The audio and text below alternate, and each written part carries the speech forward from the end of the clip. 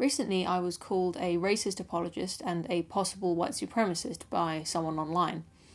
What may surprise you is that this is actually the first time that this has happened to me, and it didn't actually shock me as much as I thought it would. It didn't have the emotional impact that I feared that it would. And in this video, I want to explain to you why that is. I don't exactly know who this video is for. I don't have any particular message, but I had a thought that I thought was interesting that you might also think is interesting too.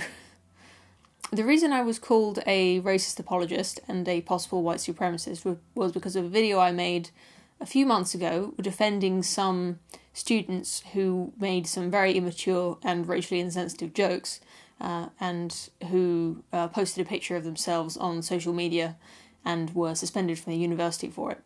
You can watch that video if you'd like. I'll leave we make it come up in the corner or something. I'll put it in the description as well. But the person who had an issue with this video that I made did not define racist the same way that I do. They didn't think of racism in the same terms as me, which is why they had a significantly different take on this incident compared to me. And it was this different definition of racism that meant it so that I could feel absolutely no shame from them calling me a racist apologist. By my understanding of racism and racist behaviour, a racist is somebody who judges others based on their race, who has a negative opinion of someone else just because of their race. They don't judge them based on their behaviour or their character or any other inner characteristics. They make assumptions about what that person is like based on what their race is or what their perceived race is.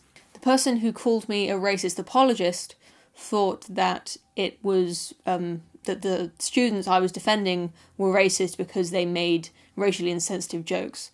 I don't agree with that. I think that it's certainly immature to make racially insensitive jokes, and it's some would call it deplorable. Personally, I think it's just a product of a twisted sense of humour.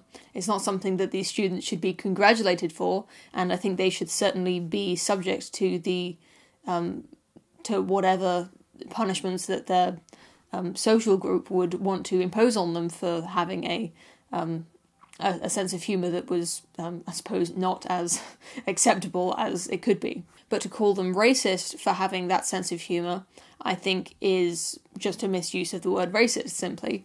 And by calling me a racist apologist, they've used a definition of racism that does not, it doesn't mean anything to me. That's not how I would think of that's not what I think of as racist. And although I don't think that it's a particularly commendable trait to have, that having a I called it an edgy sense of humour, but this person didn't agree with my use of that word, but having an edgy or deplorable sense of humour, immature, insensitive sense of humour is definitely not a good thing about someone. I don't think that's something that someone should be called racist for, and therefore being called a racist apologist by someone who defines racist this way means absolutely nothing to me. And the realization I came to about this incident is that you can't have it both ways.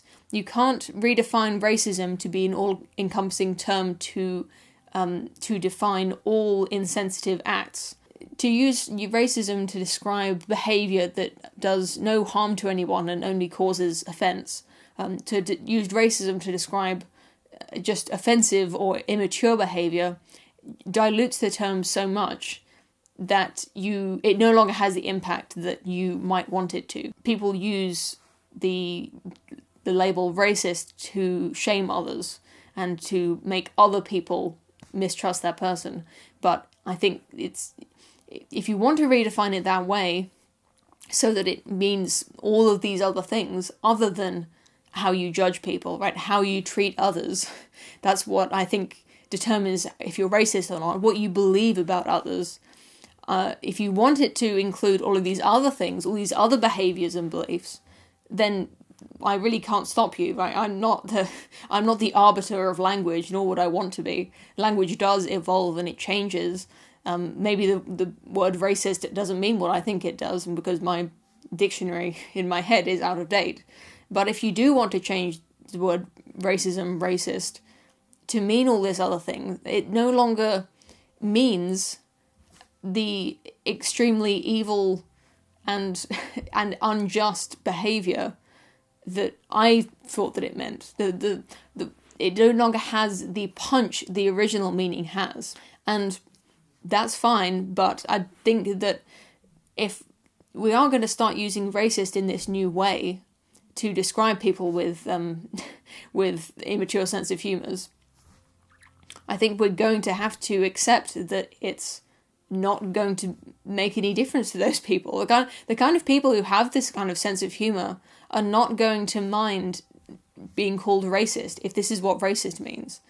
And if you want to use your language to better the world, to make people, to bring people's attention to their behaviour and to analyse their own beliefs and the way they treat others, you're not going to be able to achieve that by diluting the term that you could otherwise be using to shame people and to make them confront their own behaviour. It kind of reminded me of a Mott and Bailey argument, which is a pretty interesting concept in itself. A Mott and Bailey argument is, first of all, I'll tell you what a Mott and Bailey is. A Mott and Bailey is a style of castle where you have the tall tower ramparts, or the defended part of the castle, and then there's a bit around the castle that's kind of the surrounding village, or just a larger part of the castle that is not as well defended, is not as easy to protect as the tall tower ramparts. So the technique used by the people who use this kind of castle is that they switch between protecting the outer wall, which is quite hard to defend, and then when that wall falls, they can retreat back to the tower, the easy to defend part. And you might already see how this relates to arguments, right? The Mott and Bailey argument is an argument where you take up a very easy to defend position. So you might say, on the Wikipedia article for Mott and Bailey arguments, it says that the example is, you might say, I believe that culture has an influence on people's behaviour. And that's a very easy thing to believe. That's a very easy position to defend, because most people will agree with you on that, and it's pretty easy to demonstrate how culture influences behaviour. But the bit that's hard to defend is your true belief that if you really believe that culture is the only determining factor in how someone will turn out, if you don't believe in the genetic component of behaviour or the biological component of behaviour, you believe it's all cultural, then that's your true position, and that's much harder to defend. But if you're challenged on it, if someone challenges you on that position, you can just retreat back to your tower and say, oh no, all I'm saying is that culture is an influence on people's behaviour.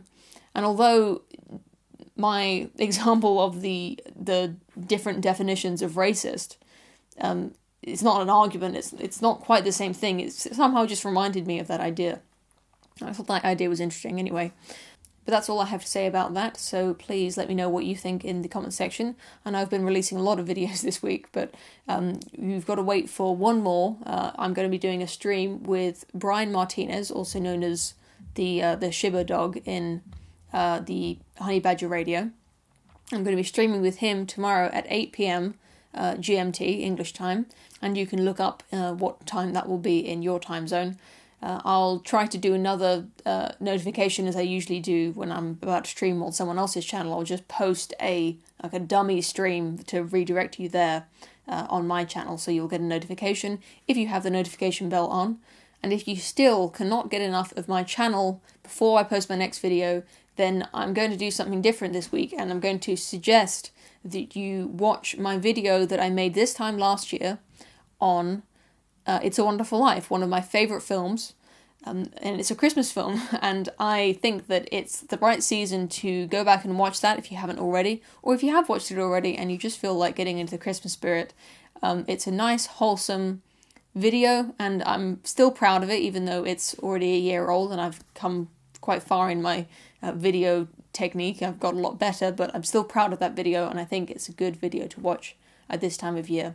And watch the film, of course, if you haven't seen that already. It's a Wonderful Life. It's a wonderful film. Thank you very much for watching, and I'll see you soon.